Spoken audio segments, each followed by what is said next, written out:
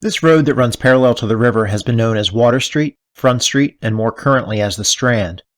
Though today the road is paved, if you look along either side of the pavement, you can see the original cobblestones and drainage system, similar to that of Market Street.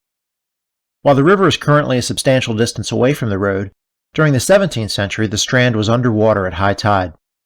Colonists began developing the Strand in the early 18th century after years of accumulated silt allowed for the parceling out of areas called water lots of land facing the river.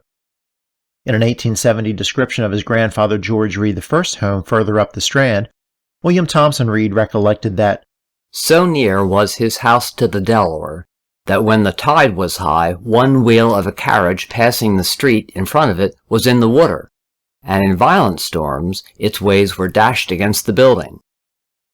At this time, wharves into the river were the main type of construction along the Strand, but later they began to fill in the area with soil to create a more usable property, eventually extending this land as much as 100 feet into what was the river.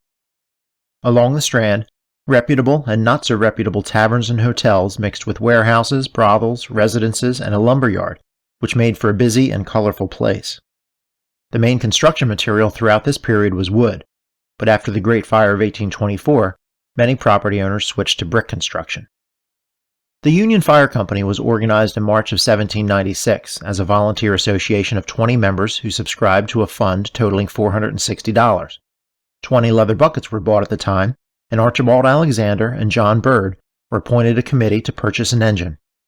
In 1823, an engine house was erected in the old town hall, and in 1824, the company had to fight one of the most famous fires in Newcastle.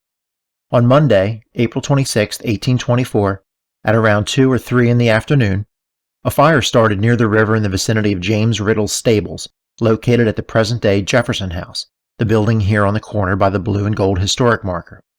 Fueled by a strong southerly wind, the fire quickly spread to Riddle's lumber yard and up the Strand, engulfing many of the homes in its path.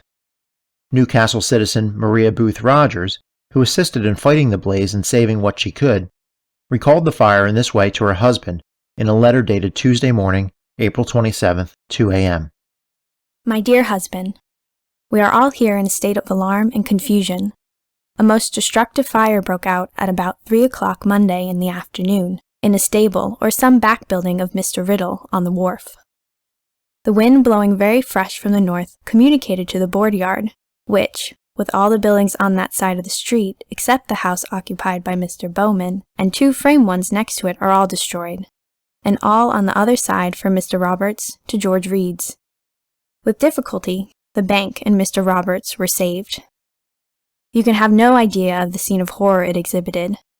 Imagine the whole on fire extending to the other street, all the back buildings on both sides of Water Street, the females crying, and yet very actively engaged in carrying water. I am almost exhausted with fatigue. I have been carrying water and furniture all the afternoon. The furniture is lying about the streets, the market house filled, the arsenal, and almost all the street the market house stands in, some in the meeting house and in the churchyard. Both the Union and Penn Fire Companies of Newcastle fought the blaze along with many private citizens from Newcastle. The fire burned into Tuesday night, and rains that day perhaps prevented the fire from continuing to burn. In the end, 23 homes and 3 inns were destroyed, and many lost their livelihoods. 1/6 of Newcastle's population was homeless, and the financial loss was estimated at upwards of $100,000. Many Pennsylvania towns, members of Congress, and the city of Boston sent money in aid.